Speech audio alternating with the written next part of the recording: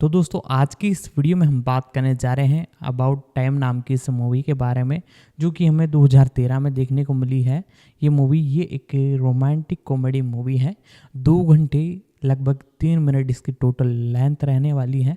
तो इसके बारे में आज पूरी जानकारी आपको बताएंगे। वीडियो को जरूर से लाइक कीजिएगा, चैनल को सब्सक्राइब कर लीजिएगा। अब इसके बारे में हम जानना चालू करते हैं। अबाउट टाइम 2013 की romantic science fiction comedy drama film है जिसे रिचर्ड कर्टिस ने लिखा और निर्देशित किया है। और इसमें डोमनॉल ग्लीसन, रेचल मैकेडम्स और बिल निगी ने अभिनय किया है। यह फिल्म समय यात्रा करने की क्षमता रखने वाले एक युवक के बारे में है जो अपने भविष्य को बेहतर बनाने की उम्मीद में अपने अतीत को बदलने की कोशिश करता है। 7. यह फिल्म 4 सितंबर 2013 को यूनाइटेड किंगडम में रिलीज हुई थी। 8. फिल्म को आलोचकों से मिश्रित समीक्षा मिली। बॉक्स ऑफिस पर इसने $12 मिलियन के बजट के मुकाबले 87.1 मिलियन की कमाई की। यह अभिनेता रिचर्ड ग्रिफिथ्स को समर्पित थी। 9. जिनकी फिल्म रिलीज होने से कुछ महीने पहले मृत्यु हो गई थी, जो उनकी अंतिम फिल्म उपस्थिति थी। कथानक: टिम लेक कॉर्नवाल के तट पर अपने पिता जेम्स, मां मैरी, विचलित चाचा डेसमंड और स्वतंत्र विचारों वाली छोटी बहन कैथरीन, किट कैट, के साथ बड़ा होता है। एक कम से कम शानदार नए साल की पूर्व संध्या पार्टी के बाद सुबह, जेम्स टिम को बताता है कि उनके परिवार के पुरुष समय में वापस यात्रा कर सकते हैं, उन क्षणों में जो उन्होंने पहले जिए थे। टिम पिछली रात की पार्टी में वापस जाकर और कुछ घटनाओं को बदलकर इसका परीक्षण करता है। जब वह वापस आता है तो जेम्स उसे पैसे या प्रसिद्धि पाने के लिए अपने उपहार का उपयोग करने से हतोत्साहित करता है और टिम इसका उपयोग अपने प्रेम जीवन को बेहतर बनाने के लिए करने का फैसला करता है। अगली गर्मियों में किट कैट की दोस्त चार्लोट उससे मिलने आती है। हालांकि वह तुरंत ही उस पर मोहित हो जाता है, लेकिन वह उसे बताने के लिए आखिरी दिन तक इंतजार करता है। वह उससे कहती है कि उसे पहले ही बता देना चाहिए था। टिम छुट्टियों के बीच में चार्लोट को बताने के लिए समय में पीछे चला जाता है, लेकिन वह उसे उसके आखिरी दिन तक इंतजार करने का सुझाव देती है। दिल टूट जाने पर उसे एहसास होता है कि वह उसमें दिलचस्पी नहीं रखती है और समय यात्रा किसी के मन को नहीं बदल सकती। यह मानते हुए कि उसने सच्चा प्यार खो दिया है, टिम उदास हो जाता है। टिम वकील के तौर पर काम करने के लिए लंदन चला जाता है, जहां वह अपने पिता के परिचित हैरी के साथ रहता है, जो एक गुस्सैल मानवद्वेषी नाटककार है। वह एक डांस ले नोइर रेस्तरां में जाता है, जहां उसकी मुलाकात मैरी से होती है, जो एक अमेरिकी है और एक प्रकाशक के लिए काम करती है।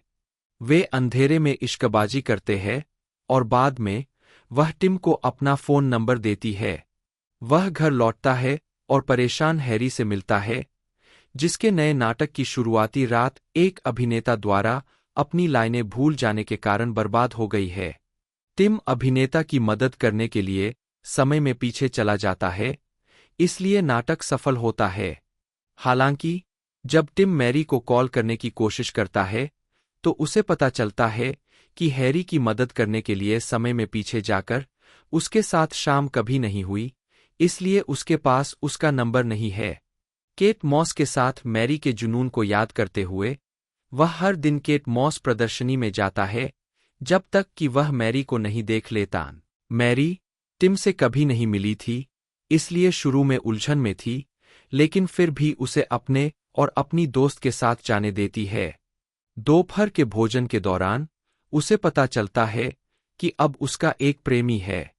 टिम उस समय और जगह पर वापस जाता है जब वे मिले थे, संभावित प्रेमी के आने से पहले जल्दी आ जाता है और मैरी को उसके साथ जाने के लिए राजी करता है।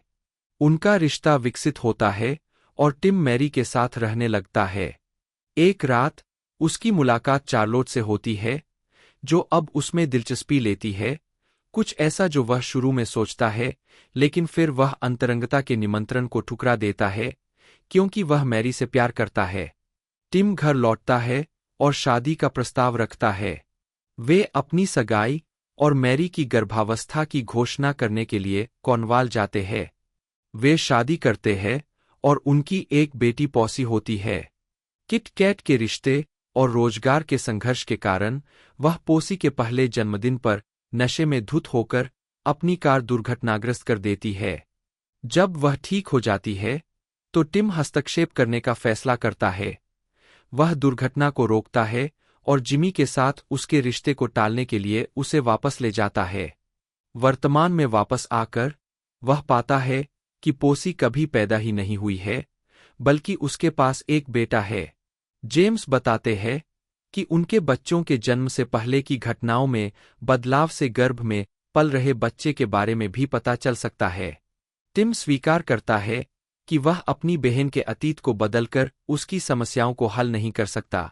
वह दुर्घटना होने देता है जिससे पॉसी का जन्म सुनिश्चित होता है और वह और मैरी किट कैट को उसकी समस्याओं का सामना करने में मदद करते हैं ताकि वह अपना जीवन बेहतर बना सके। वह टिम के दोस्त जे के साथ घर बसा लेती है और उसका अपना बच्चा होता है। टिम और मैरी की एक और बच्ची होती है जिससे किट कैट का भविष्य सुरक्षित होता है।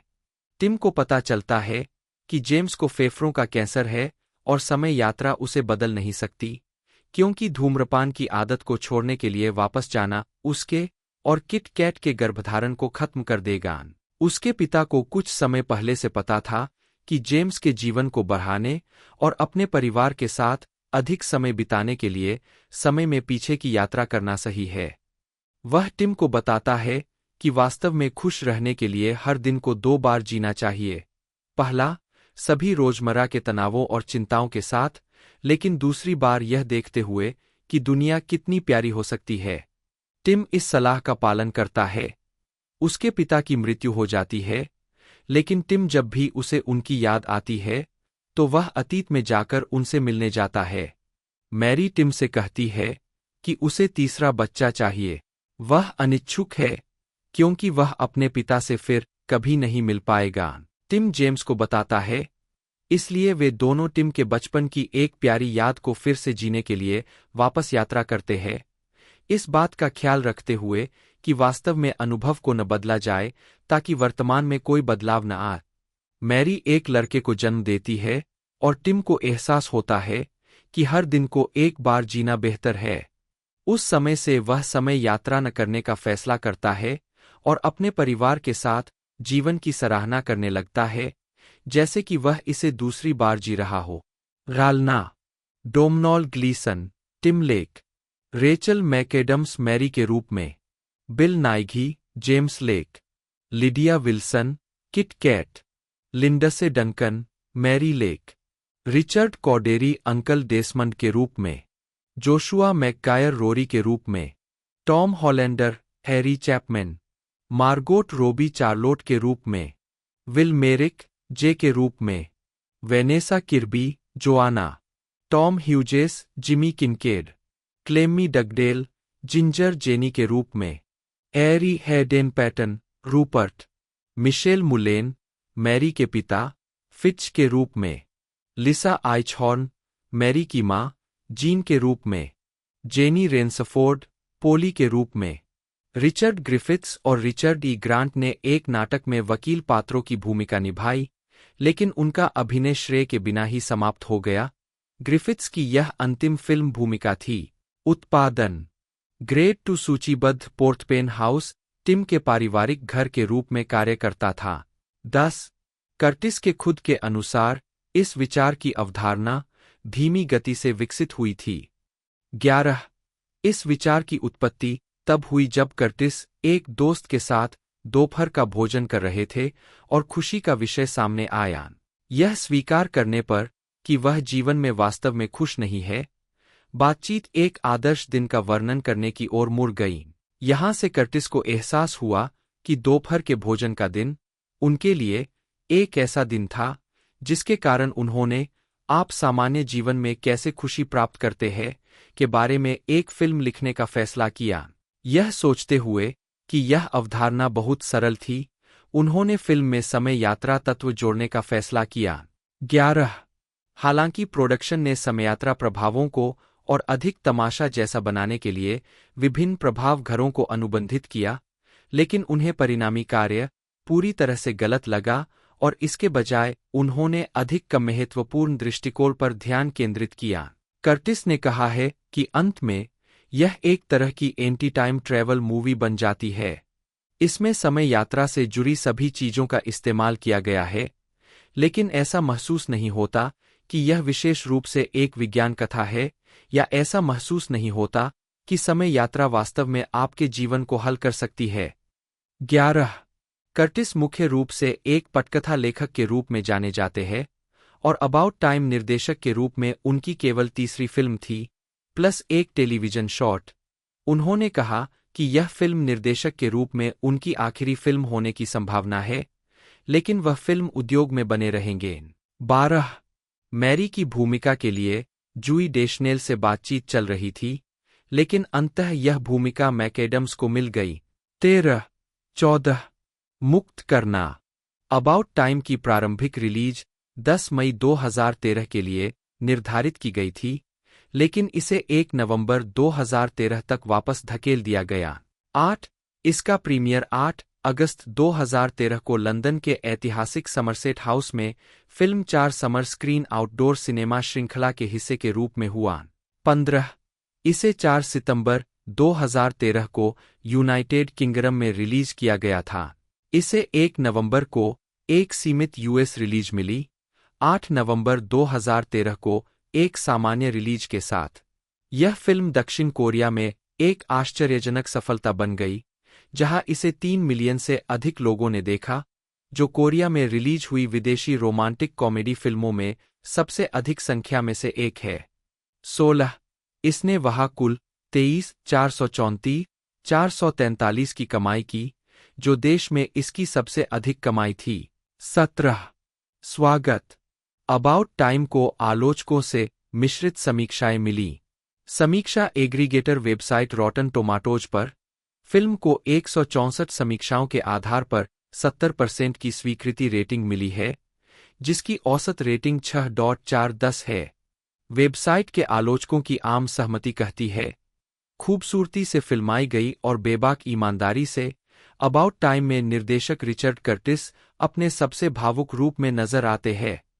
18 मेटाक्रिटिक, जो भारित औसत का उपयोग करता है, ने 34 आलोचकों की समीक्षाओं के आधार पर 100 में से 55 का स्कोर दिया, जो मिश्रित समीक्षाओं को दर्शाता है।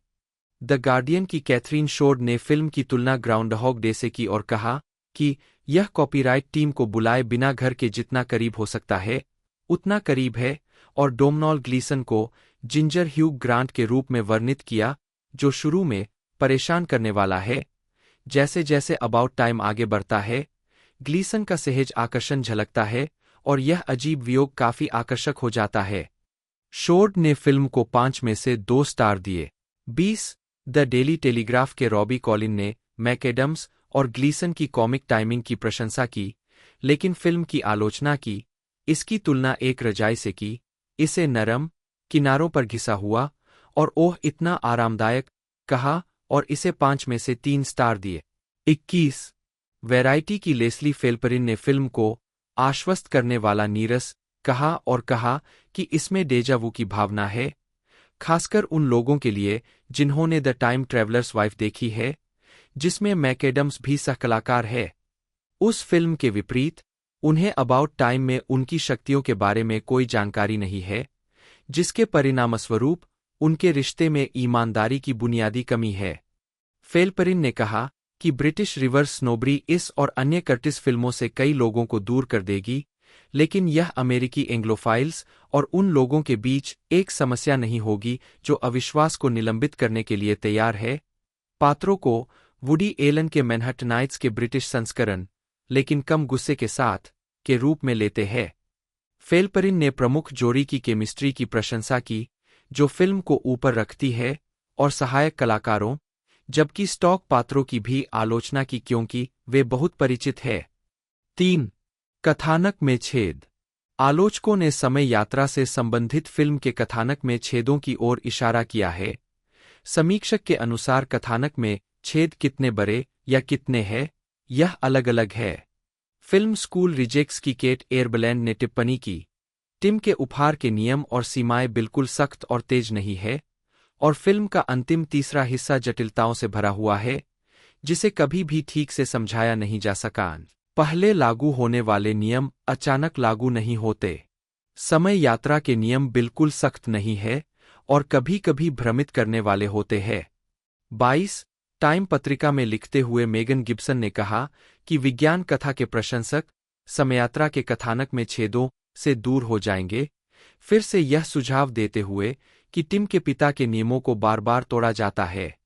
23 मार्क केरमोर इस बात से सहमत थे कि कर्टिस अस्थायी जुड़ाव के अपने नियम निर्धारित करते हैं, केवल उन्हें तब तोड़ने के लिए जब भी अतिरिक्त गले मिलने की संभावना सामने आती है।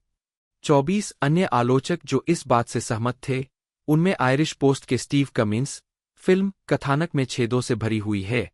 25 व्यू लंदन के मैथ्यू टर्नर, कथानक में छेदों और तर्क समस्याओं का एक भद्दा ढेर। 26 और द इंडिपेंडेंट के निकोलस बार्बर शामिल है, जिन्होंने समय यात्रा के स्पष्टीकरण को चौंकाने वाला अपर्याप्त कहा और जोर देकर कहा कि कर्टिस बार-बार अनुत्तरित प्रश्न छोड़ देते हैं। 27 साउंड ट्रैक मुख्य लेख about time sound track film का साउंड ट्रैक 3 सितंबर 2013 को डेका रिकॉर्ड्स द्वारा जारी किया गया था, जिसमें कलाकारों के समकालीन एकल शामिल थे। The Cure, the Killers, Ellie Goulding, Amy Winehouse, Sugababes और निक केव, बेन फोल्ड्स के गीत का एक नया संस्करण और निक लेयर क्लोवेस का स्कोर सूट। इसके बाद उन्होंने रोनाल्ड डाहल की ईसीओ ट्रॉट लिखी, जो रोनाल्ड डाहल के क्लासिक बच्चों के उपन्यास का बीबीसी टेलीविजन फिल्म रूपांतरण था।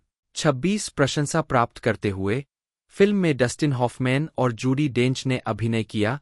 जेम्स कॉर्डन ने कथावाचक के रूप में डियरभला वॉल्श द्वारा निर्देशित किया गया था और 1 जनवरी 2015 को बीबीसी पर प्रसारित किया गया था। 27 उनकी अगली फिल्म येस्टरडे जैक बार्थ की एक मूल पटकथा से रूपांतरित की गई थी, जिन्हें केवल सहकहानी क्रेडिट प्राप्त हुआ था, कथित तौर पर कर्टिस के आग्रह पर। 28 डैनी बॉयल द्वारा निर्देशित और लिली जेम्स और हिमेश पटेल द्वारा अभिनीत फिल्म 29 एक ऐसे युवक का अनुसरण करती है जिसे पता चलता है कि उसके अलावा पूरी दुनिया को बीटल्स की कोई याद नहीं है, जबकि बार्थ की मूल पटकथा में एक अस्पष्ट संगीतकार को दर्शाया गया था जो अपनी अप्रत्याशित सफलता को भुनाने में असमर्थ था। कर्टिस की अधिक पारंपरिक पटकथा में एक स्वतंत्र संगीतकार को दिखाया गया था जो संगीत उद्योग के नियंत्रण में आने के बाद अपने करियर को नियंत्रित करने में असमर्थ था। 28 इसका फिल्मांकन 21 अप्रैल 2018 को शुरू हुआ और 28 जून 2019 को रिलीज किया गया। 30 चुनाव प्रचार कर्टिस लेनी हेनरी के साथ कॉमिक रिलीफ के सह-संस्थापक और सहनिर्माता है। कर्टिस मेक पॉवर्टी हिस्ट्री के संस्थापक भी है। उन्होंने गरीबी को प्रचारित करने के लिए बॉब गेल्डोफ के साथ लाइव आर्ट कॉन्सर्ट का आयोजन किया, विशेष रूप से अफ्रीका में, और G8 नेताओं पर इसे समाप्त करने के लिए उनके प्रस्तावों को अपनाने का दबाव डाला। उन्होंने 2005 में द ऑब्जर्वर में ग्लोबल डेवलपमेंट सेक्शन में अपने काम के बारे में लिखा है। 31 कर्टिस ने 2010 में रॉबिन हुड टैक्स अभियान की शुरुआत में मदद की। यह अभियान शेयरों से लेकर विदेशी मुद्रा और डेरिवेटिव तक प्रत्येक बैंक व्यापार पर 0.05% कर लगाने के लिए लड़ता है, जिससे दुनिया भर में $700 बिलियन उत्पन्न हो सकते हैं और घरेलू और अंतर्राष्ट्रीय गरीबी से निपटने के उपायों के साथ-साथ जलवायु परिवर्तन से लड़ने के उपायों पर खर्च किया जा सकता है।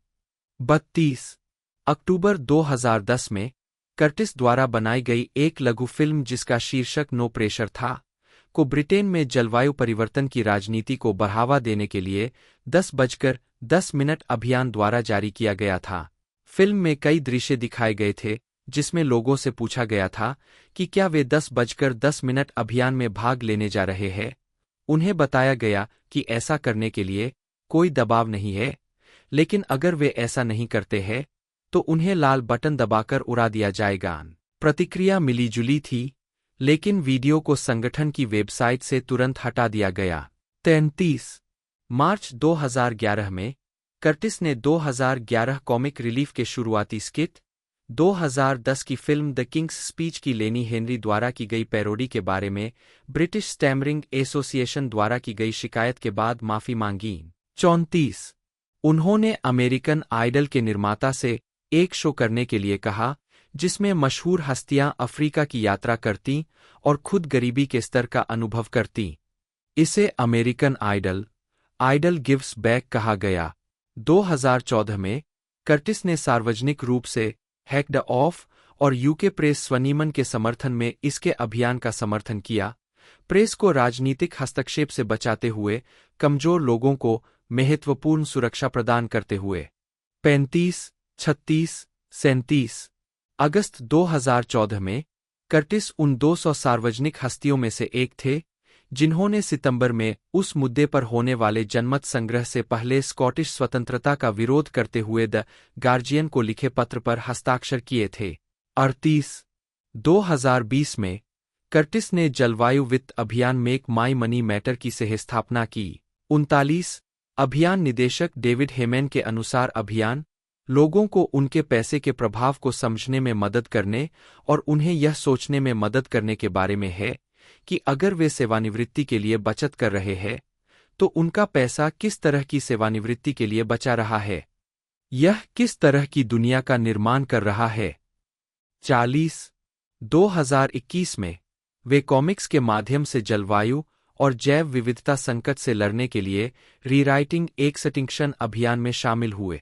उन्होंने वॉर एंड पीज के साथ मिलकर वोक नामक एक कॉमिक कहानी लिखी। इसे the most important comic book on earth stories to save the world 41 नामक पुस्तक में छापा गया था, जिसे 28 अक्टूबर 2021 को डीके द्वारा रिलीज किया गया था।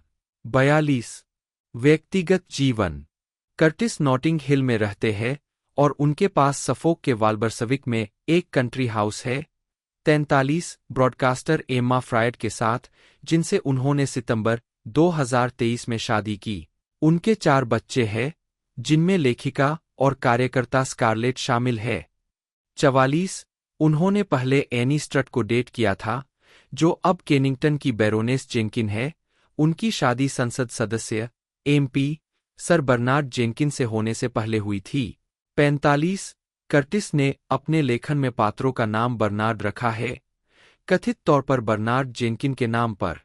यह दावा किया जाता है कि उन्होंने जेंकिंस की शादी को for weddings and a funeral के लिए प्रेरणा के रूप में इस्तेमाल किया। 46 वह अधार्मिक है।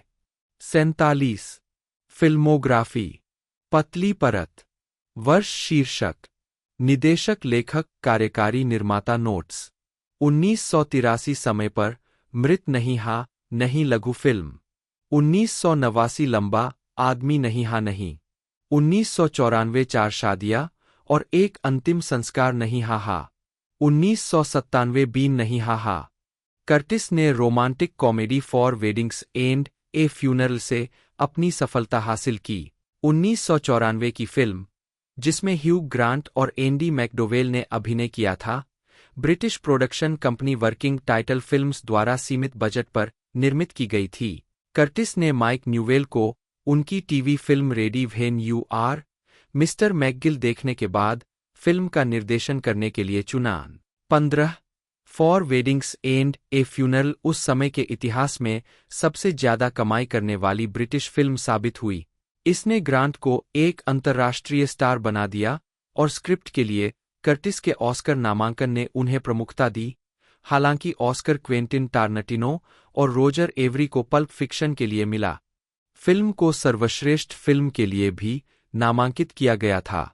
लंदन में कर्टिस 1999, जिस वर्ष नॉटिंग हिल रिलीज हुई थी। कर्टिस की अगली फिल्म भी वर्किंग टाइटल के लिए थी, जो तब से उनका कलात्मक घर बना हुआ है।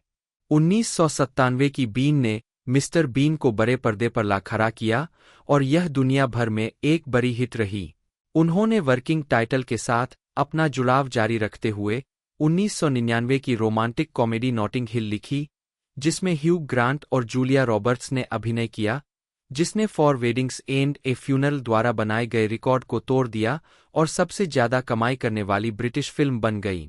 एक अकेले ट्रैवल बुकस्टोर के मालिक की कहानी जो दुनिया के सबसे मशहूर मूवी स्टार से प्यार करने लगता है, का निर्देशन रोजर मिशेल ने किया था। कर्टिस ने इसके बाद अंतर्राष्ट्रीय बेस्टसेलर ब्रिजेट जोन्स डायरी के स्क्रीन रूपांतरण को वर्किंग टाइटल के लिए सहलिखा। कर्टिस उपन्यास की लेखिका हेलेन फील्डिंग को जानते थे। वास्तव में उन्होंने उन्हें यह कहते हुए श्रेय दिया है कि for weddings and a funeral के लिए उनकी मूल स्क्रिप्ट बहुत उत्साहपूर्ण थी और इसमें शीर्षक अंतिम संस्कार को जोड़ने की आवश्यकता थी। 2 साल बाद कर्टिस ने वर्किंग टाइटल के साथ मिलकर लव एक्चुअली को लिखा और निर्देशित किया। कर्टिस ने साक्षात्कारों में कहा है कि लव एक्चुअली की विस्तृत बहुचरित्र संरचना उनकी पसंदीदा फिल्म रॉबर्ट ऑल्टमैन की नैशविले की ऋणी है। इस फिल्म में यूके के कई कलाकार शामिल थे, जिनमें Hugh Grant, Colin Firth, Bill Nighy, Emma Thompson, Liam Neeson, Andrew Lincoln, Alan Rickman और कीरा नाइटली शामिल थे, जो क्रिसमस से पहले के हफ्तों में लंदन में प्यार में पड़े और प्यार से बाहर निकले लोगों की कहानियों की एक शिथिल रूप से जुड़ी श्रृंखला में थे। इसकी नियमित उत्सव स्क्रीनिंग ने इसे यकीनन आधुनिक समय के क्रिसमस स्टेपल के रूप में लेबल किया है। 16-17 कर्टिस ने इसके बाद 2004 में Bridget Jones the age of reason में सहलेखक के रूप में काम किया, जो ब्रिजेट जोन्स डायरी का सीक्वल था। इसके बाद कर्टिस ने the girl in the cafe की पटकथा लिखी, जो डेविड येट्स द्वारा निर्देशित एक टेलीविजन फिल्म थी और जिसे मेक पॉवर्टी हिस्ट्री अभियान के लाइव 8 प्रयासों के तहत 2005 में BBC और HBO द्वारा निर्मित किया गया था। फिल्म में बिल नाइघी एक सिविल सेवक की भूमिका में है और केली मैकडोनाल्ड एक युवती की भूमिका में है, जिससे वह आइसलैंड में एक काल्पनिक G8 शिखर सम्मेलन में प्यार करने लगता है। मैकडोनाल्ड का किरदार उसे यह पूछने के लिए प्रेरित करता है कि क्या दुनिया के विकसित देश सबसे ज्यादा गरीबों की मदद करने के लिए और कुछ नहीं कर सकते।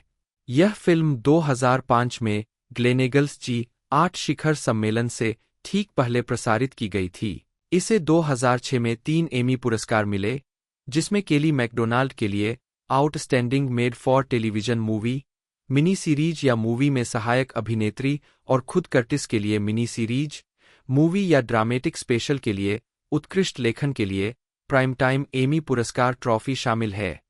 कर्टिस ने येट्स के निर्देशन के बारे में कहा कि उन्होंने एक बहुत ही सुंदर फिल्म, एक आश्चर्यजनक फिल्म और एक बेहतर फिल्म बनाई है जो मैं संभवतः नहीं बना सकता था।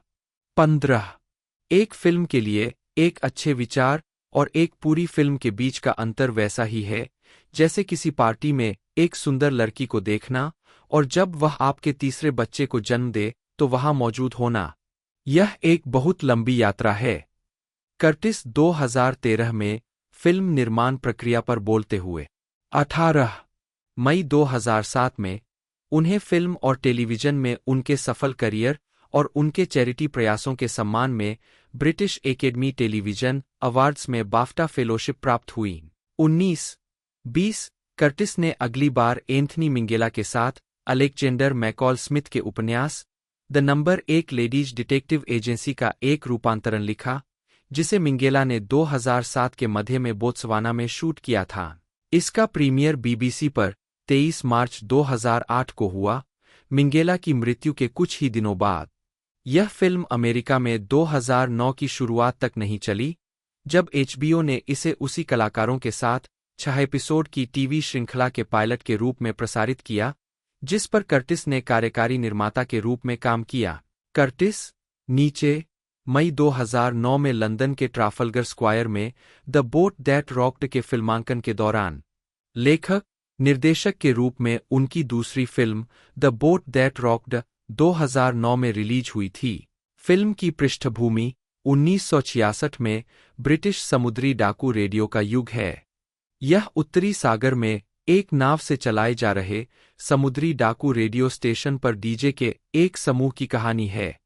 फिल्म में फिलिप सीमोर हॉफमैन, बिल निघी, निक फ्रॉस्ट, राइज इफेंस, जेमा आर्टेरटन और केनेथ ब्रानग ने अभिनय किया था। यह फिल्म ब्रिटेन में व्यावसायिक और आलोचनात्मक रूप से निराशाजनक रही थी। कर्टिस ने फिल्म को अमेरिका में रिलीज के लिए फिर से संपादित किया, जहां इसका नाम बदलकर समुद्री डाकू रेडियो रखा गया, लेकिन यह भी दर्शक पाने में असफल रही। इसके बाद उन्होंने वॉरहॉर्स बनाई, जिसे उन्होंने निर्देशक स्टीवन स्पीलबर्ग के लिए नाटककार ली हॉल की एक पुरानी पटकथा के आधार पर फिर से लिखा। प्रथम विश्व युद्ध पर आधारित ब्लैकएडर गोज फोर्थ पर कर्टिस के काम से पता चलता है कि वह पहले से ही उस दौर से परिचित थे। 21 इसके बाद कर्टिस ने फिलिप नॉयस द्वारा निर्देशित BBC HBO television film Mary and Martha लिखी। फिल्म में हिलेरी स्वांक और ब्रेंडा ब्लेथिन ने दो महिलाओं की भूमिका निभाई, जो मलेरिया के कारण अपने बेटों को खोने के बाद एक दूसरे से जुड़ जाती है। यह फिल्म यूके में 1 मार्च 2013 को प्रसारित की गई थी। इसके बाद उन्होंने अबाउट टाइम लिखा और निर्देशित किया, जो समय यात्रा और पारिवारिक प्रेम के बारे में एक रोमांटिक कॉमेडी ड्रामा है। 22 इसमें Rachel McAdams, Domhnall Gleeson, Bill Nighy, Tom Hollander, Margot Robbie, Lydia Wilson और वेनेसा किर्बी ने अभिनय किया था। 23 इसे यूके में 4 सितंबर 2013 को रिलीज किया गया था। फिल्म के आने के तुरंत बाद कर्टिस ने बाफ्टा और BFI स्क्रीनराइटर लेक्चर सीरीज के हिस्से के रूप में एक पटकथा लेखन व्याख्यान दिया। 24-25 मुख्य भूमिकाओं में 3 अज्ञात ब्राजीलियाई बच्चों के साथ फिल्म में वेगन मोरा, रूनी मारा और मार्टिन शीन ने सहअभिनय किया। इसे 2013 में रियो डी जेनेरियो में फिल्माया गया और 9 अक्टूबर 2014 को ब्राजील में और 30 जनवरी 2015 को यूके में रिलीज किया गया। Richard volley Anthony Curtis CBE, जन्म 8 नवंबर 1956, एक ब्रिटिश पटकथा लेखक, निर्माता, निर्देशक और लेखक है। एक ब्रिटेन के सबसे सफल कॉमेडी पटकथा लेखकों में से एक, वे मुख्य रूप से रोमांटिक कॉमेडी फिल्मों के लिए जाने जाते हैं। उनमें से four weddings and a funeral 1994, Notting Hill 1999, Bridget Jones diary 2001, love actually 2003, Bridget Jones, the age of reason 2004, about time 2013 और येस्टरडे 2019। उन्हें ड्रामा वॉरहॉर्स 2011 और सिटकॉम ब्लैकएडर, मिस्टर बीन और द विकर ऑफ डिब्ली के सहलेखन के लिए भी जाना जाता है।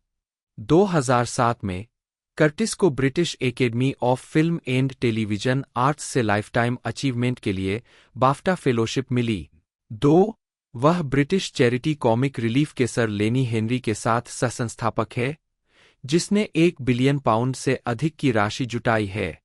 3 2008 के ब्रिटानिया अवार्ड्स में उन्हें कॉमिक रिलीफ के सहनिर्माण और अन्य धर्मार्थ कारणों में उनके योगदान के लिए बाफ्टा ह्यूमैनिटेरियन अवार्ड मिला। 4 कर्टिस को 2003 में द ऑब्जर्वर ने ब्रिटिश कॉमेडी के 50 सबसे मजेदार शख्सियतों में से एक के रूप में सूचीबद्ध किया था। 5 2008 में द टेलीग्राफ द्वारा संकलित ब्रिटिश संस्कृति के 100 सबसे शक्तिशाली लोगों की सूची में उन्हें 12वें स्थान पर रखा गया था। 6 2012 में वह कलाकार सर पीटर ब्लेक द्वारा चुने गए ब्रिटिश सांस्कृतिक प्रतीकों में से एक थे, जिन्हें उनके सबसे प्रसिद्ध कलाकृति के एक नए संस्करण में प्रदर्शित होने के लिए चुना गया था। द बीटल्स के 1967 एल्बम सार्जेंट पेपर के लोनली हार्ट्स क्लब बैंड का कवर। 7 प्रारंभिक जीवन और शिक्षा। कर्टिस का जन्म न्यूजीलैंड के वेलिंगटन में हुआ था। वह ग्लाइनेस एस और एंथनी जे कर्टिस के बेटे हैं। 8 उनके पिता एक चेकोस्लोवाक शरणार्थी थे जो 13 साल की उम्र में ऑस्ट्रेलिया चले गए थे। 9 और यूनिलीवर में एक कार्यकारी बन गए। कर्टिस और उनका परिवार बचपन में स्वीडन और फिलीपींस सहित कई अलग-अलग देशों में रहा।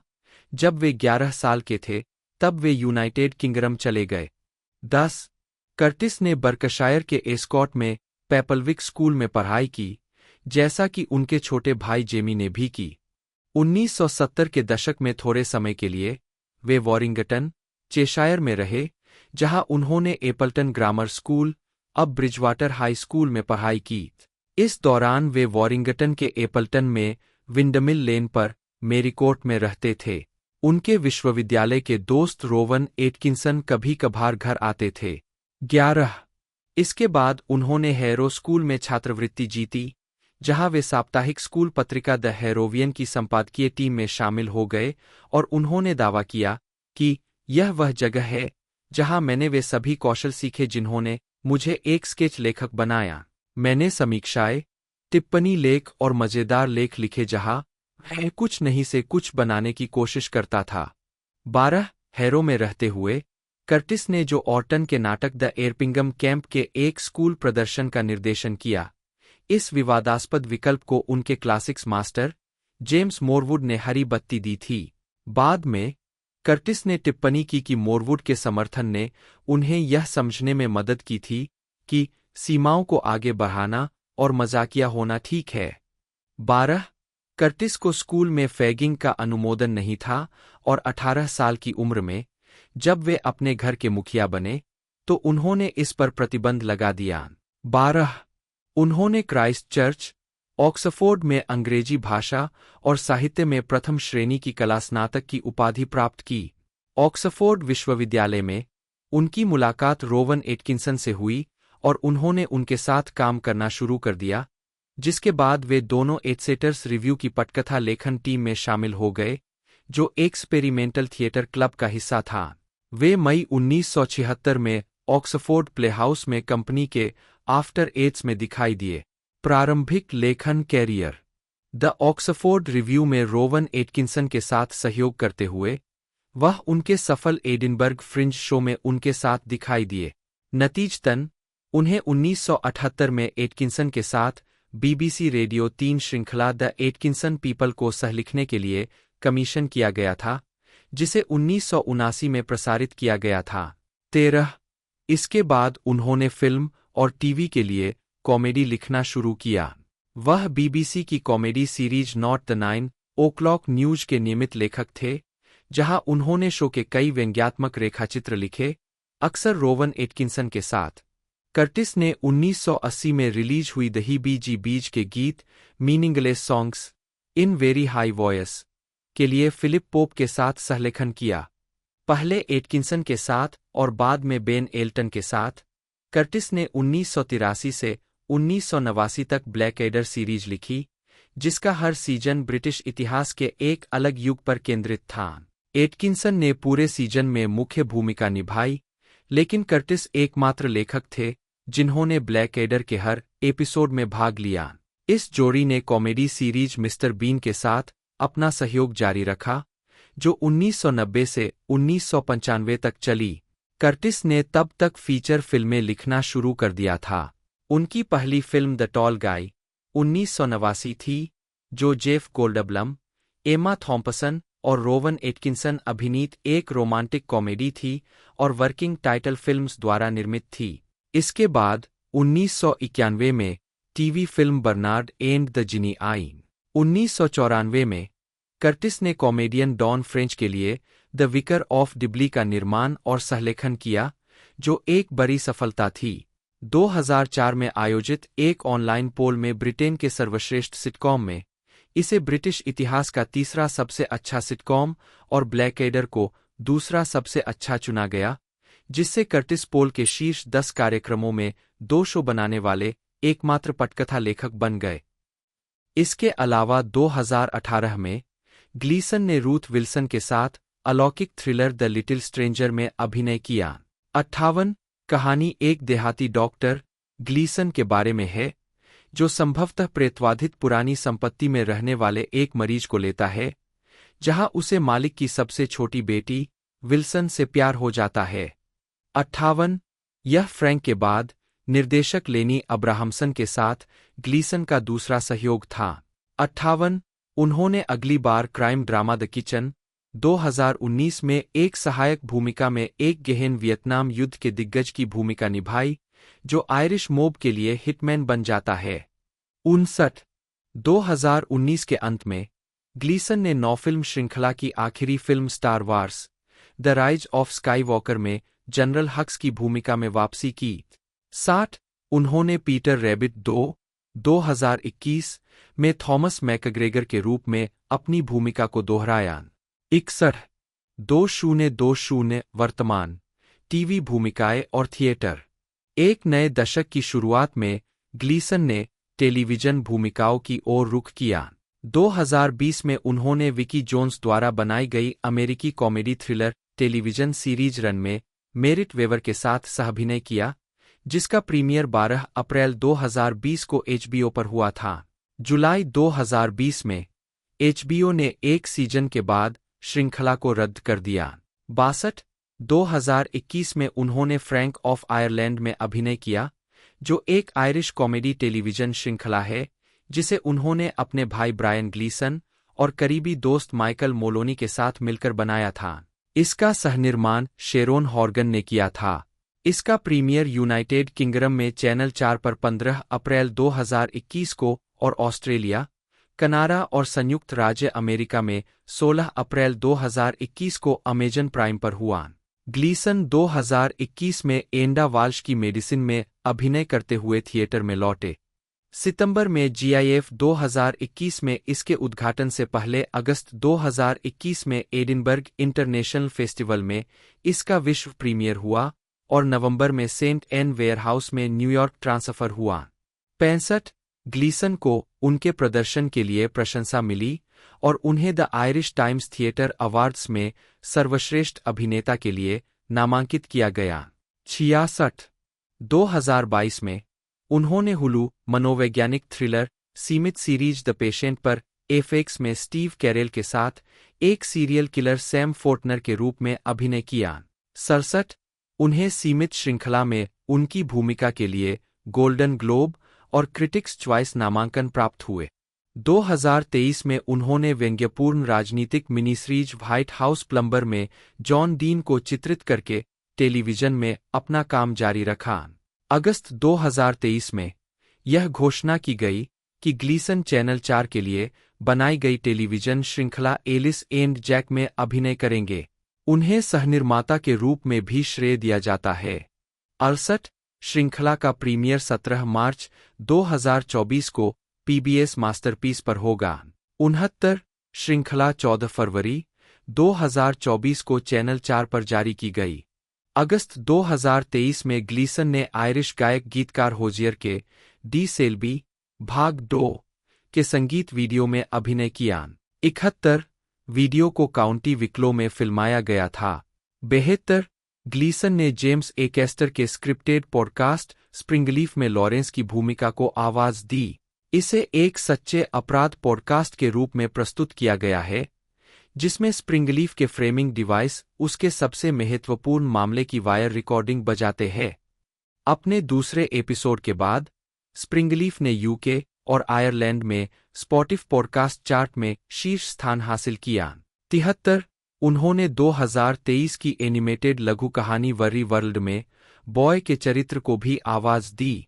अप्रैल 2023 में यह पुष्टि की गई कि ग्लीसन इको वैली में अभिनय करेंगे, जो माइकल पियर्स द्वारा निर्देशित एक आगामी अमेरिकी थ्रिलर फिल्म है, जिसे ब्रैड इंगलसबी द्वारा लिखा गया है और इसमें जूलियन मूर और सिडनी स्वीनी ने अभिनय किया है। 74 जनवरी 2024 में यह घोषणा की गई कि ग्लीसन एक अज्ञात भूमिका में जॉन क्रॉसिंस्की और नताली पोर्टमैन के साथ गाई रिची की फाउंटेन ऑफ यूथ के कलाकारों में शामिल हो गए हैं। 75 व्यक्तिगत जीवन। डोमनॉल अपने पिता ब्रेंडन के साथ टोरंटो फिल्म फेस्टिवल 2015 में। ग्लीसन डबलिन के बॉल्सब्रिज में रहते हैं।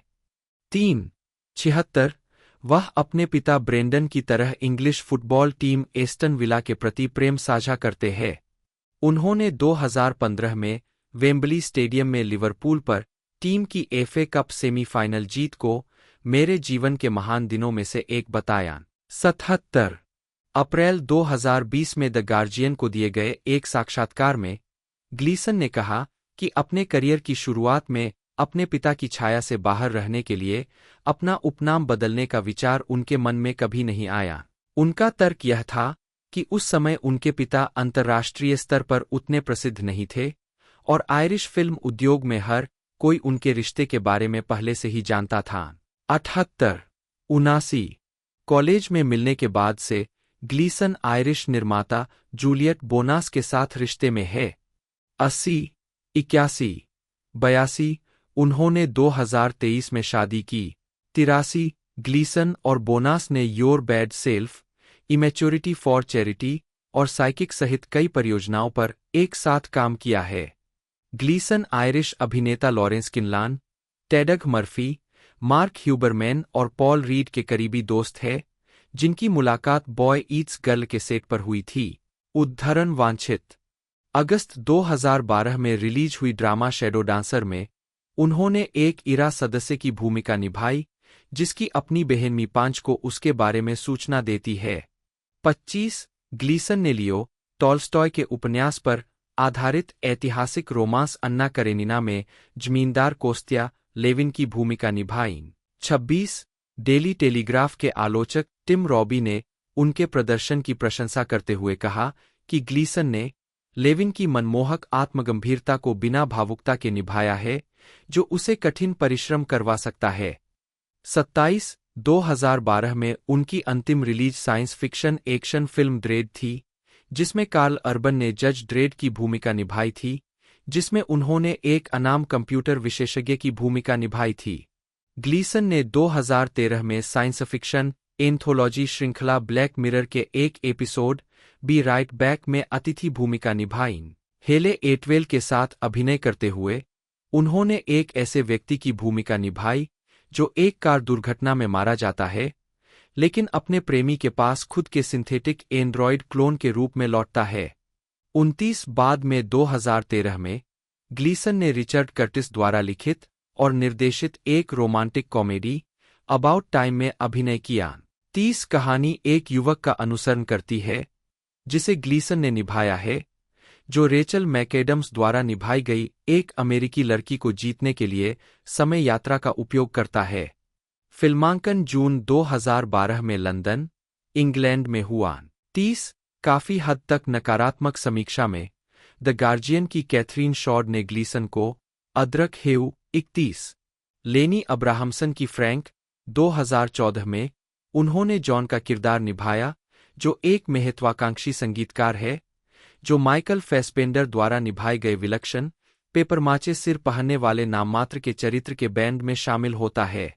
32 ग्लीसन ने आयरिश नाटक कैलवरी में एक मनोरोगी हत्यारे की एक छोटी सी भूमिका निभाई थी, जिसमें उनके पिता ने एक कैथोलिक पादरी की भूमिका निभाई थी जो जेल में उनसे मिलने जाते हैं। 33 2014 में उनकी आखिरी रिलीज एंजेलिना जोली के निर्देशन में बनी पहली युद्ध फिल्म अनब्रोकन थी। फिल्म में ग्लीसन ने द्वितीय विश्व युद्ध के दौरान प्रशांत महासागर में एक विमान दुर्घटना के बाद समुद्र में खोए एक सैनिक का किरदार निभाया था। उन्होंने उस भूमिका के लिए काफी मात्रा में वजन कम किया। 34-35 ग्लीसन ने 2014 में स्क्वायरहेड चैरिटी सिंगल 2025 इंच के लिए एक संगीत वीडियो का निर्देशन और अभिनय किया, जिसकी सारी आय इमेच्योरिटी फॉर चैरिटी को गई। 35 2015 से 2020 प्रमुख व्यक्ति और मुख्यधारा का सिनेमा। 2015 में ग्लीसन 4 फिल्मों में दिखाई दिए, जिनमें से सभी को ऑस्कर नामांकन प्राप्त हुआ।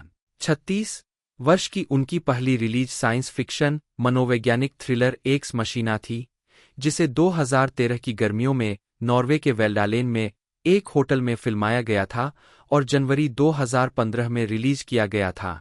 37 फिल्म में ग्लीसन एक प्रोग्रामर के रूप में है, जो अपनी कंपनी के सीईओ ऑस्कर इसाक के घर जाने और कृत्रिम रूप से बुद्धिमान ह्यूमनॉइड रोबोट एवा के मानवीय गुणों का परीक्षण करने की प्रतियोगिता जीतता है, जिसे एलिसिया विकेंडर द्वारा निभाया गया है। यह फिल्म नेवर लेट मी गो और ड्रेड के पटकथा लेखक एलेक्स गारलैंड की बतौर निर्देशक पहली फिल्म थी और उनका तीसरा सहयोग था। 38 एक्स मशीना को इसके प्रदर्शन, पटकथा, निर्देशन और दृश्य प्रभावों के लिए आलोचकों की प्रशंसा मिली। 39 रोमांटिक पीरियड ड्रामा ब्रुकलिन में वह साउरसे रोनन के चरित्र की रोमांटिक रुचि के रूप में एक सहायक भूमिका में दिखाई दिए, जो 1950 के दशक में ब्रुकलिन में रहने वाली एक युवा आयरिश महिला थी। 40 अप्रैल 2014 में ग्लीसन को स्टार वार्स सीक्वल 3 का हिस्सा बनाने की घोषणा की गई थी। 41 पहली किस्त Star Wars the Force Awakens दिसंबर 2015 में रिलीज हुई थी। ग्लीसन ने फर्स्ट ऑर्डर के स्टारकिलर बेस के कमांडर क्रूर जनरल हक्स की भूमिका निभाई है। 42 पूरी फिल्म में Hux First Order commander Kylo Ren के साथ सत्ता के लिए होड़ करता दिखता है, जिसे एडम ड्राइवर ने चित्रित किया है। 43 वर्ष की अपनी अंतिम रिलीज में ग्लीसन ने एलेजांद्रो जी इनारिटू की वेस्टर्न द रेवेनेंट 44 अपने भाई ब्रायन और पिता ब्रेंडन के साथ। ग्लीसन ने जनवरी से फरवरी 2015 तक एंडा वाल्श के नाटक द वालवर्थ फार्स के पुनरुद्धार में अभिनय किया। 45 फरवरी 2016 में ग्लीसन ने BBC 2 प्रकृति वृत्तचित्र श्रृंखला अर्थ्स ग्रेटेस्ट स्पेक्टेकल्स का वर्णन किया। 46 सितंबर 2015 में ब्रुकलिन के प्रीमियर पर ग्लीसन ने 2016 में कंपनी के लिए एक लघु क्रिसमस थीम वाली विज्ञापन फिल्म में फैशन हाउस बर्बेरी के संस्थापक थॉमस बर्बेरी की भूमिका निभाई थी। 47 उन्होंने मार्च 2017 में चैनल 4 के सिटकॉम कैटास्ट्रोफ में एक भर्ती सलाहकार के रूप में अतिथि भूमिका निभाई। 48 ग्लीसन ने सितंबर 2017 में रिलीज हुई अमेरिकन मेड में काल्पनिक CIA एजेंट मोर्टी शेफर की भूमिका निभाई, जिसमें टॉम क्रूज ने ड्रग तस्कर बैरी सील की भूमिका निभाई थी। 49 सितंबर में भी ग्लीसन ने डैरेन एरोनोफ्स्की की मनोवैज्ञानिक हॉरर फिल्म मदर में एक छोटी भूमिका निभाई थी, जिसमें उन्होंने अपने भाई के साथ महत्वपूर्ण स्क्रीन समय साझा किया। स्वतंत्र कॉमेडी क्रैश पैड में क्रिस्टीना एपलगेट और थॉमस हेडेन चर्च के साथ अभिनय किया। 51 ग्लीसन ने दिसंबर 2017 में रिलीज हुई star Wars the last JD में जनरल हक्स के रूप में अपनी भूमिका दोहराई। 52 2018 की अपनी पहली फिल्म में ग्लीसन ने नेशनल लैम्पून पत्रिका के सहसंस्थापक और लेखक हेनरी बियर्ड की जीवनी पर आधारित comedy A futile and stupid gesture में सहअभिनय किया, जिसमें विलफोर्ट ने पत्रिका के सहसंस्थापक डग केनी की भूमिका निभाई। 53 ग्लीसन ने अगली बार पीटर रैबिट 2018 में अभिनय किया, जो बीट्रिक्स पॉटर द्वारा उसी के चरित्र की कहानियों पर आधारित है, थॉमस मैकग्रेगर के रूप में, जो मिस्टर मैकग्रेगर के परपोते और उत्तराधिकारी है। 54 अनुकूलन को आलोचकों से मिश्रित स्वागत मिला।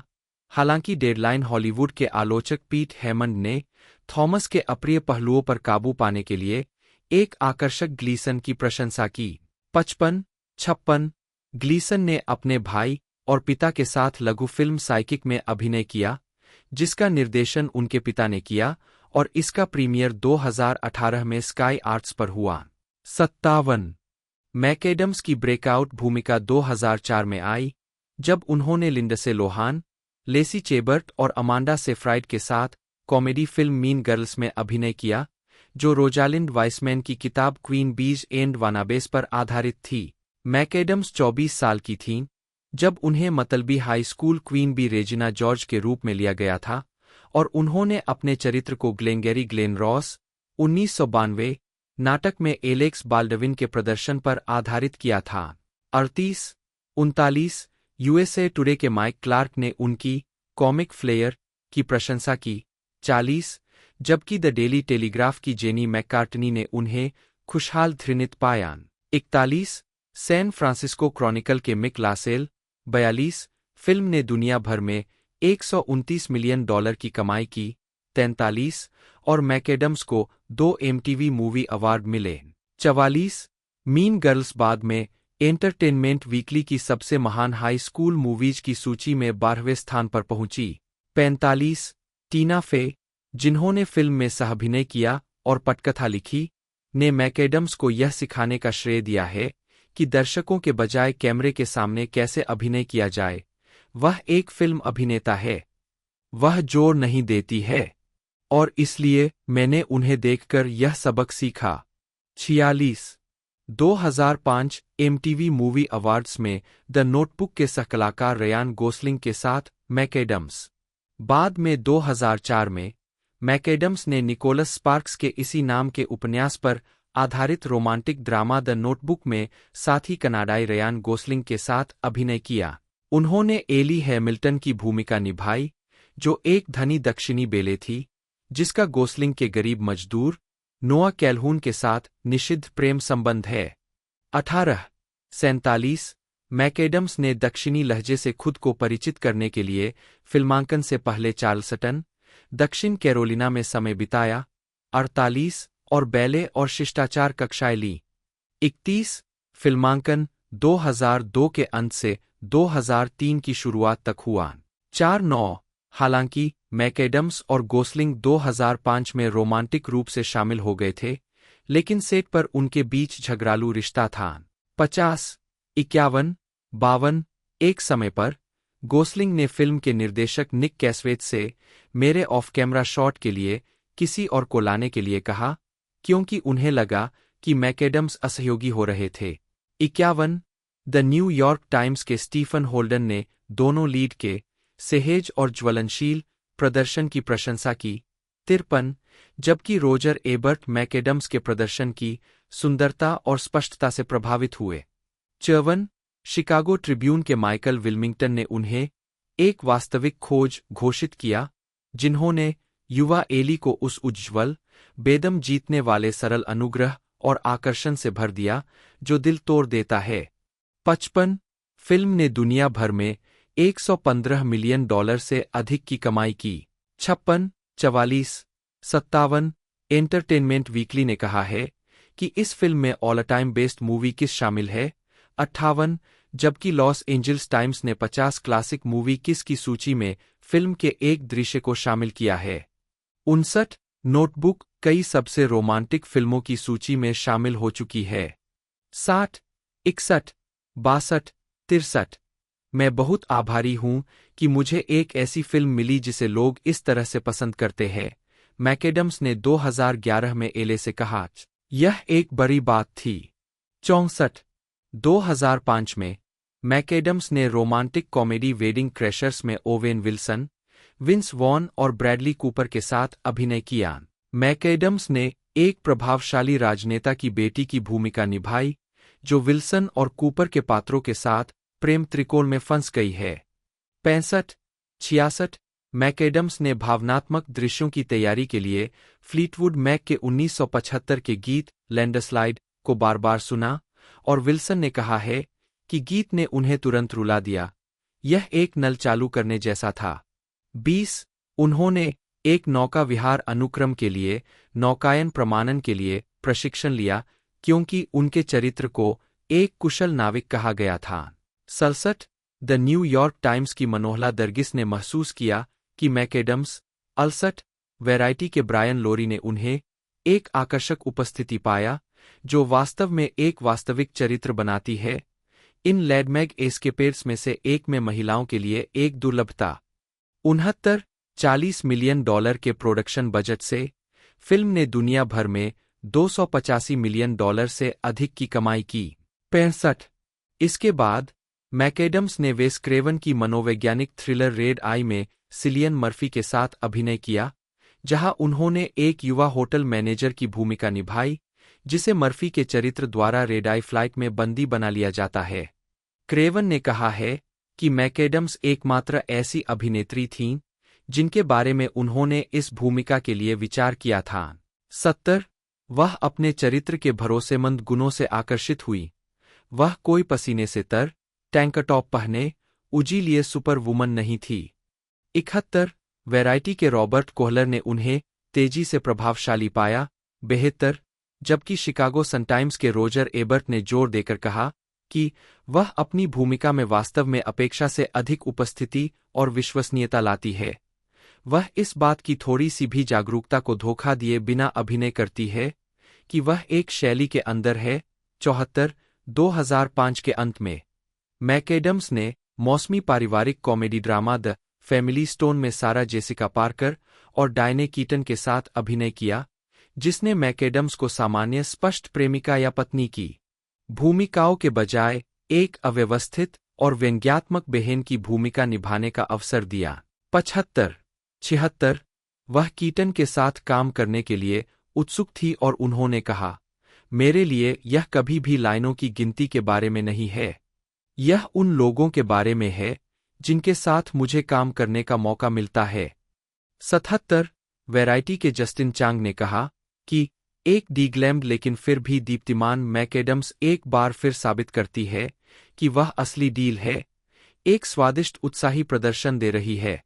78 द न्यूयॉर्क टाइम्स की मनोहला दरगिस 79 यह फिल्म व्यावसायिक रूप से सफल रही।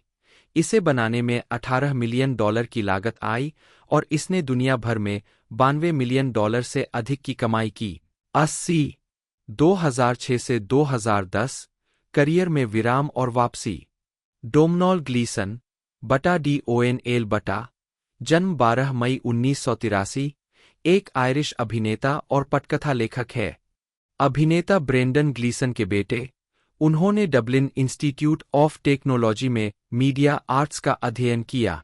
उन्होंने कई लघु फिल्मों के निर्देशन और लेखन से अपना करियर शुरू किया और Broadway production the Lieutenant of Inishmore में अपनी भूमिका के लिए 2006 में टोनी पुरस्कार के लिए नामांकन प्राप्त किया। नेवर लेट मी गो 2010 में उनकी सहायक भूमिका थी और हैरी पॉटर फिल्म श्रृंखला 2010 से 2011 की अंतिम 2 प्रविष्टियों में बिल वीसली के चित्रण के लिए उन्हें व्यापक दर्शकों के बीच जाना जाने लगा। ग्लीसन ने period drama Anna Karenina 2012, romantic comedy About time 2013, Black Mirror episode Be Right Back 2013 और युद्ध ड्रामा अनब्रोकन 2014 में प्रमुख भूमिकाएं निभाई थी। उनका करियर एक्स मशीना 2014, ब्रुकलिन 2015, द रेवेनेंट 2015 और पीटर रैबिट 2018 फिल्मों में भूमिकाओं के साथ साथ स्टार वार्स सीक्वल ट्रायोलॉजी 2015 से 2019 में जनरल हक्स की भूमिका के साथ आगे बढ़ा। 2020 में HBO black comedy series run में उनकी मुख्य भूमिका थी और आयरलैंड के महानतम फिल्म अभिनेताओं की द आयरिश टाइम्स सूची में उन्हें 21वें नंबर पर सूचीबद्ध किया गया था। 2023 में उन्हें सीमित श्रृंखला द पेशेंट प्रारंभिक जीवन। ग्लीसन का जन्म 12 मई 1983 2 को डबलिन, आयरलैंड में हुआ था। 3 उनका पालनपोषण मालाहासाइड, काउंटी डबलिन में हुआ। वे मैरी नी वेल्डन और अभिनेता ब्रेंडन ग्लीसन के सबसे बड़े बेटे थे। 4 उनके 3 भाई हैं, फर्गस, ब्रायन, एक अभिनेता भी, और रोरी। 5 उन्होंने मालाहासाइड कम्युनिटी स्कूल में पढ़ाई की, जहां उन्होंने ग्रीस और किंग लियर के स्कूल प्रोडक्शंस में प्रदर्शन किया। 6 बाद में ग्लीसन ने डबलिन इंस्टीट्यूट ऑफ टेक्नोलॉजी से मीडिया आर्ट्स में बैचलर ऑफ आर्ट्स की डिग्री हासिल की। 5 आजीविका 2001 से 2009 रंगमंच और प्रारंभिक मान्यता। स्नातक करने के बाद ग्लीसन ने फिल्म और मंच दोनों के लिए निर्देशन और लेखन शुरू किया। वह पहली बार 2001 में जेम्स डीआरसी और पालोमा बेजा के साथ ब्रिटिश टेलीविजन मिनीसीरीज रिबेल हार्ट में दिखाई दिए।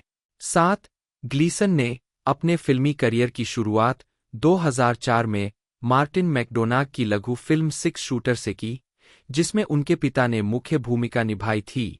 फिल्म ने सर्वश्रेष्ठ लाइव एक्शन लघु फिल्म का एकेडमी पुरस्कार जीता। 8 उन्हें 2005 की horror comedy boy Yeats girl में एक छोटी भूमिका में दिखाया गया था। 7 2006 में ग्लीसन ने फीचर फिल्म स्टड्स में अभिनय किया, जिसमें उनके पिता उनके साथ दिखाई दिए। 7 वह 2005 में आरटी कॉमेडी टेलीविजन श्रृंखला द लास्ट फरलांग के मुख्य कलाकारों में से एक थे।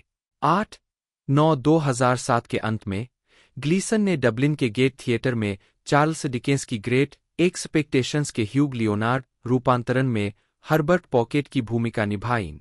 10 इस भूमिका को आयरिश इंडिपेंडेंट आलोचक ब्रूस अर्नोल्ड द्वारा मजाकिया ढंग से निभाई गई के रूप में वर्णित किया गया था। 11 उस वर्ष की शुरुआत में उन्होंने डेविड मैमेट के नाटक अमेरिकन बफेलो में बॉबी की भूमिका निभाई थी, जो गेट थिएटर में ही थी। 12/13 2008 में ग्लीसन ने one RTE comedy sketch show your bad self में अभिनय किया, जो उस वर्ष 26 दिसंबर को प्रसारित किया गया था और बाद में 2010 में एक श्रृंखला में विकसित हुआ। 7/8 मार्च 2009 में यह पुष्टि की गई कि उन्हें film Harry Potter and the Deathly Hallows में बिल वीसली के रूप में लिया गया था। 14-15 उनके पिता ब्रेंडन श्रृंखला में एलास्टर मूडी की भूमिका निभाते हैं। 14-15 ग्लीसन शुरू में अपने पिता के साथ एक ही फिल्म में अभिनय करने के लिए अनिच्छुक थे, लेकिन बाद में उन्होंने अपना विचार बदल दिया। 16-2006 में उन्होंने अपने अभिनय के बारे में कहा। 15 जेफ ब्रिजेस अभिनीत 2009 की HBO television film a dog year में ग्लीसन ने सहायक एंथनी आर्मस्ट्रांग की भूमिका निभाई थी। 17 उसी वर्ष फिल्म सेंसेशन में ग्लीसन ने एक युवा किसान की भूमिका निभाई, जिसका एक कॉलगर्ल के साथ बेजान मुठभेड़ एक मधुर कड़वी प्रेम कहानी में विकसित होता है। 18-19 2010 से 2014 करियर में सफलता। 2011 बर्लिन अंतर्राष्ट्रीय फिल्म महोत्सव में डोमनॉल ग्लीसन। 2010 में उनकी पहली release dystopian romance never let me go थी, जिसमें कैरी मुलिगन, कीरा नाइटली और एंड्रयू गारफील्ड ने अभिनय किया था। 20 Harry Potter and the Deathly Hallows भाग 1 नवंबर 2010 में रिलीज हुआ था। भाग 2 अगले जुलाई में रिलीज हुआ। रॉन वीसली के बड़े भाई बिल वीसली के उनके चित्रण ने ग्लीसन को व्यापक दर्शकों के सामने पेश किया। 21 मल्टी एकेडमी अवार्ड के लिए नामांकित कोएन ब्रदर्स की फिल्म ट्रू ग्रिट में ग्लीसन ने मून की भूमिका निभाई, जो एक युवा डाकू था। 20 उनकी लघु कॉमेडी फिल्म नोरीन, जिसमें उनके पिता और भाई ने अभिनय किया था, ट्रिबेका फिल्म फेस्टिवल में दिखाई गई थी। 22 उन्होंने television film when Harvey met Bob में 1985 के लाइव एड कॉन्सर्ट का आयोजन करते हुए संगीतकार बॉब गेल्डोफ की भूमिका निभाई, जिसे 26 दिसंबर 2010 को BBC 4 पर प्रसारित किया गया था। 23 ग्लीसन ने फिल्म में अपने प्रदर्शन के लिए 2011 में सर्वश्रेष्ठ अभिनेता का इफ्ता पुरस्कार जीता। 24 यॉर्क यूनिवर्सिटी में थिएटर डिग्री प्रोग्राम से स्नातक होने के बाद उन्होंने कनाडाई टेलीविजन और फिल्म निर्माणों में काम किया, जैसे ड्रामा फिल्म परफेक्ट पाई 2002, जिसके लिए उन्हें जिनी अवार्ड नामांकन मिला, comedy film my name is Tanino 2002 और comedy series Slings and Arrows 2003 से 2005, जिसके लिए उन्हें जेमिनी अवार्ड मिला। 2002 में उन्होंने कॉमेडी द हॉट चिक से हॉलीवुड फिल्म में डेब्यू किया। 2004 में कॉमेडी मीन गर्ल्स और रोमांटिक ड्रामा द नोटबुक से उन्हें प्रसिद्धि मिली। 2005 में उन्होंने रोमांटिक कॉमेडी वेडिंग क्रैशर्स, मनोवैज्ञानिक थ्रिलर रेड आई और comedy drama the family stone में अभिनय किया। उन्हें मीडिया द्वारा हॉलीवुड की नई इट गर्ल के रूप में सराहा गया। 1-2 और उन्हें बेस्ट राइजिंग स्टार के लिए बाफ्टा अवार्ड के लिए नामांकन मिला। एक अंतराल के बाद मैकएडम्स ने the time traveller's wife 2009, Sherlock Holmes 2009, morning glory 2010, midnight in Paris 2011, the vow 2012 और अबाउट टाइम 2013 फिल्मों में अभिनय करके और अधिक प्रसिद्धि प्राप्त की। ड्रामा स्पॉटलाइट 2015 में पत्रकार साचा फिफर की भूमिका के लिए उन्हें सर्वश्रेष्ठ सहायक अभिनेत्री के लिए अकादमी पुरस्कार के लिए नामांकित किया गया था। इसके बाद सुपरहीरो फिल्म डॉक्टर स्ट्रेंज 2016 और इसके sequel doctor strange in the multiverse of madness 2022, romantic drama disobedience 2017, comedy game night 2018 और Eurovision song contest the story of fire saga 2020। Television पर उन्होंने HBO anthology crime drama series true detective 2015 के दूसरे season में अभिनय किया, जिसके लिए उन्हें मिनिसीरीज या मूवी में सर्वश्रेष्ठ अभिनेत्री के लिए क्रिटिक्स चॉइस टेलीविजन अवार्ड मिला। उन्होंने एमी हर्जोग के नाटक मैरी जेन 2024 में अपना ब्रॉडवे डेब्यू किया, जिसके लिए उन्हें टोनी अवार्ड के लिए नामांकित किया गया था। प्रारंभिक जीवन और शिक्षा। राहेल एनी मैकएडम्स का जन्म 17 नवंबर 1978 को लंदन, ओंटारियो, कनाडा में नर्स सैंड्रा नीगेल और ट्रक ड्राइवर लांस मैकएडम्स के घर हुआ था। 6 वह सेंट थॉमस में एक प्रोटेस्टेंट घराने में पली बड़ी। 6. 7. 3 बच्चों में सबसे बड़ी। उनकी एक छोटी बहन है जो एक मेकअप आर्टिस्ट है। 8. और एक छोटा भाई जो एक निजी प्रशिक्षक है। 9. 10. 11. मैकएडम स्कॉटिश, अंग्रेजी, आयरिश और वेल्श वंश की है। 12. 13. 14. उनके नाना के 5वें परदादा, जेम्स ग्रे, अमेरिकी क्रांति के दौरान एक वफादार रेंजर के रूप में लड़े और साराटोगा की लड़ाई के बाद ऊपरी किनारा भाग गए। 15. 16. 17. मैकएडम्स ने 4 साल की उम्र में फिगर स्केटिंग शुरू कर दी थी, लेकिन जब वह 9 साल की थी तो पेयर स्केटिंग प्रशिक्षण के लिए टोरंटो जाने का अवसर ठुकरा दिया। 10. उसने 18 साल की उम्र तक प्रतिस्पर्धात्मक रूप से स्केटिंग की और क्षेत्रीय पुरस्कार जीते। 6. 18. 19. उसने कहा है कि स्केटिंग ने उसे अपने शरीर के साथ तालमेल बिठाना सिखाकर अभिनय के लिए तैयार किया। 20. मैकएडम्स ने मर्टल स्ट्रीट पब्लिक स्कूल और सेंट्रल एल्गिन कॉलेजिएट इंस्टीट्यूट में पढ़ाई की। 6. 21. उसने कहा कि उसे अकादमिक काम पसंद नहीं था और अक्सर स्कूल जाने से बचने के लिए बीमार होने का नाटक करती थी। 22. 23. फिर भी वह छात्र जीवन में सक्रिय थी। खेल खेलने के अलावा वॉलीबॉल, बैडमिंटन और फुटबॉल सहित। 24. वह छात्र परिषद में थी, क्राइम स्टॉपर्स कार्यक्रम में भाग लेती थी और पीयर हेल्पिंग टीम की सदस्य थी। 6. उसने 3 साल तक गर्मियों की छुट्टियों के दौरान मैकडॉनल्ड्स रेस्तरां में काम किया। 25. 18. जब वह 7 साल की थी तब उसने प्रदर्शन करने में रुचि विकसित की और जबकि उसके माता पिता ने उसे हतोत्साहित नहीं किया, उन्होंने बाहर जाकर मेरे लिए एक एजेंट नहीं ढूंढा। 26. वह एक बच्चे के रूप में डिज्नी और विलियम शेक्सपियर के ग्रीष्मकालीन शिविरों में शामिल हुई थी। 26. 12 साल की उम्र से उन्होंने original kids theatre company, London productions में भाग लिया। 27. और अपनी किशोरावस्था के अंत में बच्चों के थिएटर प्रोडक्शंस का निर्देशन किया। 25. वह स्कूल स्टेज प्रोडक्शंस में भी शामिल थीं और सीयर्स ओंटारियो ड्रामा फेस्टिवल में एक प्रदर्शन पुरस्कार जीता। 6. 28. वह अपने 2 शिक्षकों से प्रेरित थीं, जिन्होंने उन्हें क्रमशः 11वीं और 12वीं कक्षा में अंग्रेजी और नाटक पढ़ाया था। 28. वह वेस्टर्न ओंटारियो विश्वविद्यालय में सांस्कृतिक अध्ययन करने का इरादा रखती थी। 29. इससे पहले कि उसके नाटक शिक्षक ने उसे मना लिया कि एक पेशेवर अभिनय करियर एक व्यवहार्य विकल्प था। 6. 28. 30. उन्होंने यॉर्क यूनिवर्सिटी के 4 साल के थिएटर प्रोग्राम में दाखिला लिया और 2001 में bachelor of fine arts honours की डिग्री के साथ स्नातक की उपाधि प्राप्त की। 27. 31. वहां रहते हुए उन्होंने टोरंटो स्थित नेसेसरी एंजेल थिएटर कंपनी के साथ काम किया। 32. आजीविका 2001 से 2003 प्रारंभिक कार्य। 2001 में मैकएडम्स ने MTV pilot shotgun love dolls में बेथ स्वानसन के रूप में अपना टेलीविजन डेब्यू किया, जिसे यॉर्क यूनिवर्सिटी से मार्च ब्रेक के दौरान फिल्माया गया था। 26. उन्होंने उस वर्ष कॉमेडी माई नेम इज टेनिनो में अपनी कनाडाई फिल्म की शुरुआत भी की। इतालवी कनाडाई सहनिर्माण सिसिली में फिल्माया गया था जब मैकएडम्स 22 साल की थीं, और यह एक हवाई जहाज पर उनका पहला अनुभव था। 33.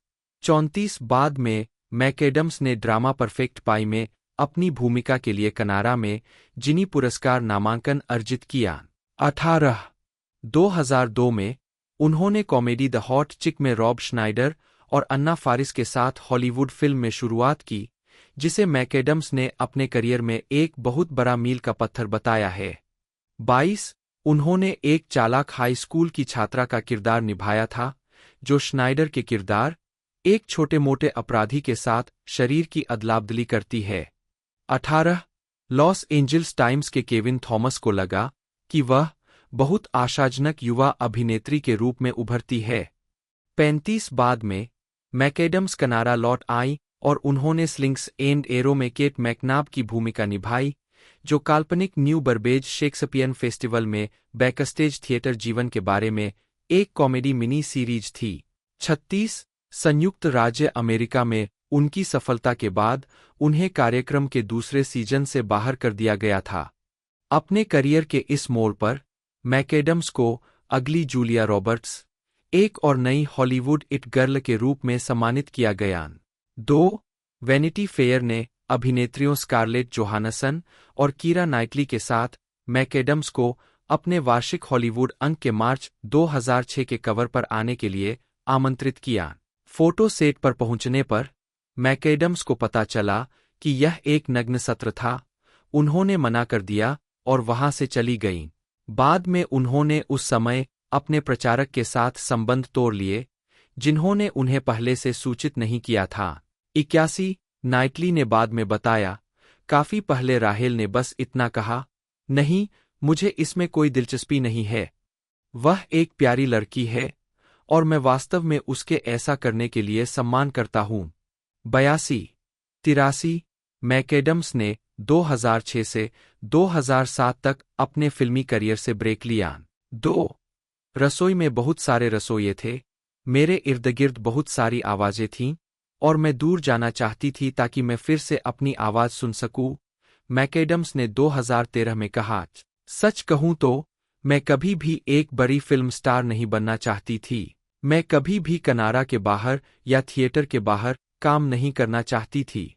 84 उस अवधि के दौरान मैकएडम्स ने the Devil Wears Prada 2006, casino Royale 2006, Mission Impossible 3 2006, Iron Man 2008, 85 और गेट स्मार्ट 2008 फिल्मों में भूमिकाएं ठुकरा दीं।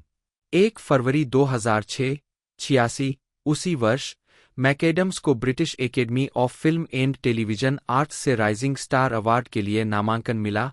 87 और उन्होंने तकनीकी उपलब्धि के लिए अकादमी पुरस्कारों की मेजबानी की। 88 मैकएडम्स 2008 में अपने फिल्मी करियर में लौट आईं। उन्होंने 1940 के दशक की फिल्म नोयर मैरिड लाइफ में पियर्स ब्रॉसन और क्रिस कूपर के साथ अभिनय किया, जहां उन्होंने के नेस्पिट की भूमिका निभाई, जो एक युवा विधवा थी जो ब्रॉसन और कूपर के पुराने पात्रों का स्नेह जीत लेती है। भूमिका की तैयारी में मैकएडम्स ने पुरानी फिल्मों का अध्ययन किया, विशेष रूप से किम नोवाक की। 8-9 उन्होंने कहा है कि फिल्म की शूटिंग ने उन्हें फिर से ऊर्जा और प्रेरणा दी और उन्हें फिर से अधिक बार काम करना जारी रखने के लिए उत्सुक बना दिया। 90 एंटरटेनमेंट वीकली की लिसा श्वार्ज़बाम ने मैकएडम्स को उनके 2 साल के अंतराल के बाद एक विशेष रूप से रमणीय दृष्टि पाया। 91 वैरायटी के टॉड मैकार्थी ने बड़े पर्दे से उनके ब्रेक की आलोचना की। इसने दुनिया भर में $2 मिलियन से कुछ अधिक की कमाई की तथा $12 मिलियन के अपने उत्पादन बजट की भरपाई करने में असफल रही। 93 इसके बाद मैकएडम्स ने टिम रॉबिन्स और माइकल पेना के साथ road trip comedy drama the lucky ones में अभिनय किया, जो संयुक्त राज्य अमेरिका में एक संक्षिप्त रोड ट्रिप पर 3 इराक युद्ध सैनिकों की कहानी थी। फिल्मांकन से पहले उन्होंने केंटकी के फोर्ट कैंपबेल में एक वास्तविक बूट कैंप में प्रशिक्षण लिया। 94 2011 में मैकएडम्स ने कहा कि कोली डन शायद मेरे द्वारा निभाए गए पसंदीदा पात्रों में से एक थी। 95 फिल्म की सीमित रिलीज भी हुई और द न्यूयॉर्क टाइम्स की लॉरा केर ने उन्हें हमेशा की तरह चमकदार पाया। 96 जबकि शिकागो सन टाइम्स के रोजर एबर्ट ने प्रदर्शन को एक अभिनेत्री के रूप में उनकी परिपक्वता के रूप में सराहा। 97 इससे पहले उन्हें ज्यादातर एक हॉट लड़की या एक आदर्श प्रेमी के रूप में देखा गया है, उन्होंने लिखा। 97 एंटरटेनमेंट वीकली के ओवेन ग्लीबरमैन ने उन्हें उग्र, भव्य और मूड रिंग की तरह चंचल पाया। 98 2012 तक द लकी ओन्स मैकएडम्स के करियर की सबसे कम व्यावसायिक रूप से सफल फिल्म थी, जिसने दुनिया भर में सिर्फ $2,66,967 की कमाई की थी। 99 2009 में मैकएडम्स ने इसी नाम की बीबीसी ड्रामा टेलीविजन श्रृंखला पर आधारित राजनीतिक थ्रिलर स्टेट ऑफ प्ले में रसेल क्रो, हेलेन मिरेन और बेन एफ्लेक के साथ अभिनय किया। मैकएडम्स ने डेला फ्राई की भूमिका निभाई, जो एक ऑनलाइन रिपोर्टर है जो क्रो के चरित्र, एक अनुभवी प्रिंट पत्रकार के साथ संभावित साजिश की जांच करती है। 100 मैकएडम्स ने द वाशिंगटन पोस्ट के कार्यालयों का दौरा किया और अपने शोध के लिए कैपिटल हिल पर राजनेताओं से मुलाकात की। 101 एंटरटेनमेंट वीकली के ग्लीबरमैन ने महसूस किया कि वह एक महत्वाकांक्षी वॉन्केट के रूप में पूरी तरह से कास्ट की गई थी। 102 जबकि द डेली टेलीग्राफ के सुखदेव संधू ने कहा कि मैकएडम्स अपनी जीवंत आंखों और बड़े अभिव्यंजक माथे के साथ क्रो के खिलाफ खुद को बनाए रखती। 104 इसके अलावा 2009 में मैकएडम्स ने ऑड्रे निफेनेगर के इसी नाम के सबसे ज्यादा बिकने वाले उपन्यास पर आधारित science fiction romantic drama the time traveller's wife में एरिक बाना के साथ अभिनय किया। 105 106 मैकएडम्स उपन्यास के साथ पागलों की तरह प्यार में पड़ गई। 107 लेकिन शुरुआत में भूमिका स्वीकार करने में थोड़ी हिचकिचाहट हुई क्योंकि उन्हें लगा कि क्लेयर एब्शायर, लंबे समय से पीड़ित पत्नी, एक ऐसा चरित्र था जिसे लोगों ने पहले ही अपने दिमाग में डाल लिया है। 108 रोलिंग स्टोन के पीटर ट्रेवर्स ने कहा, मैं जीवंत रेचल मैकएडम्स और एरिक बाना को किसी भी चीज में देखूंगा, लेकिन द टाइम ट्रैवलर्स वाइफ इसे आगे बढ़ा रही है। 109 लॉस एंजल्स टाइम्स की बेत्सी शार्की ने उन्हें चमकदार पाया। फिर भी दुख की बात है कि एक अभिनेत्री के रूप में उनकी एक अन्यथा फीकी समीक्षा में उनके प्रदर्शन के बारे में कहा, हर दृश्य जिसमें वह है, यहां तक कि मूर्खतापूर्ण दृश्य भी बेहतर हो जाते हैं, अधिक सच्चे, अक्सर लंबी बाधाओं के बावजूद, क्योंकि वह उसमें है। उनका काम भावनात्मक रूप से सहज लगता है, फिर भी तकनीकी रूप से सटीक है। कॉमेडी और ड्रामा दोनों के साथ उनका असामान्य रूप से सहज स्पर्श है, और वह कभी भी किसी मेलोड्रामेटिक पल को बंधक नहीं बनाती है। 111 यह फिल्म व्यावसायिक रूप से सफल रही, जिसने दुनिया भर में $101 मिलियन से अधिक की कमाई की। 112 2009 में शर्लक होम्स के प्रीमियर पर मैकएडम्स।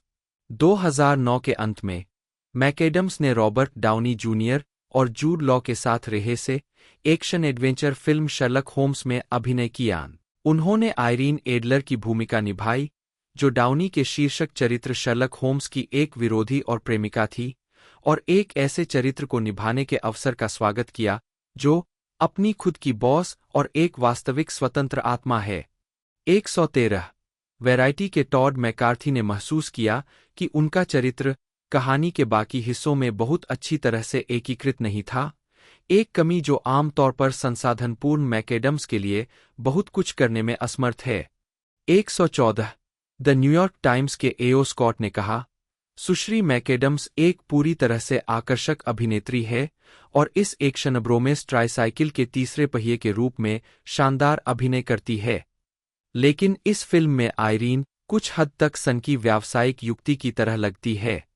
वह महिलाओं के लिए कुछ न कुछ पेश करती है और लड़कों के लिए भी कुछ, जो भले ही लड़ाई, विस्फोट, बंदूक और पीछा करना पसंद करते हों, लेकिन उन्हें लड़कियां भी पसंद होती है।